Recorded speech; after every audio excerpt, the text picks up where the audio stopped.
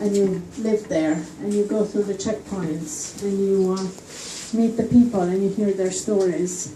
So this film comes out of a lot of study, sorry, a lot of research, talking to a lot of people, because the narrative of the Palestinians has been told by someone else, and we have not heard the voices of the Palestinians.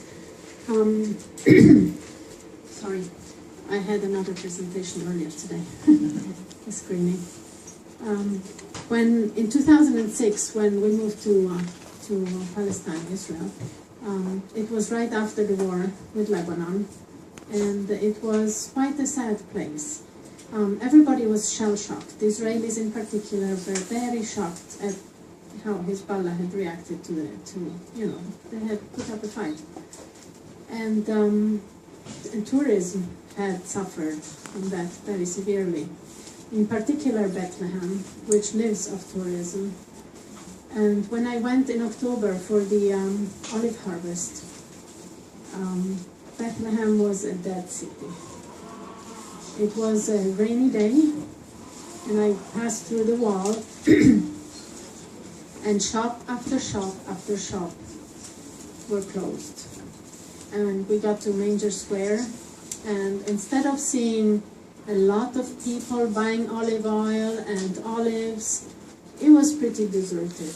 There were not that many people there. Maybe it was a bit for the rain, but the fact that the tourists were not there, and the wall and everything really created a sense of abandonment.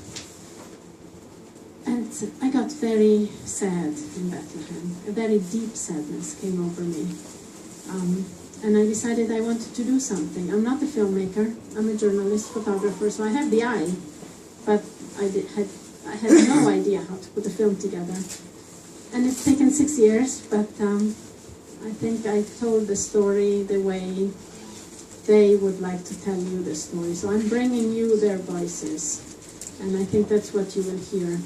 It's the first time that the Christians tell their story in such a way. I mean, you've heard Christians, Muslims in films, but all the speakers in the film are Christian.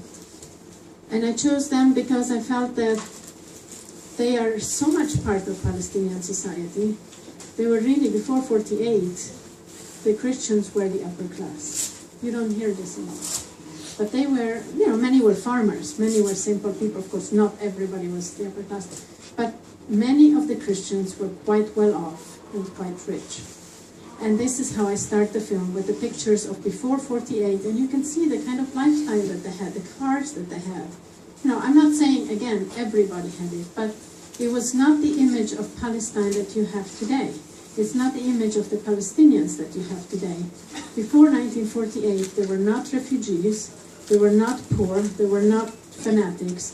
They were quite normal people. So this is how I start. Sorry. And I end with a celebration of Saturday of Fire, which is an Orthodox celebration. It's the Saturday before Easter, when the patriarchs gather in the church of the Holy Sepulchre, in the tomb where Jesus was buried. A light comes out, and it lights miraculously. The patriarchs are checked.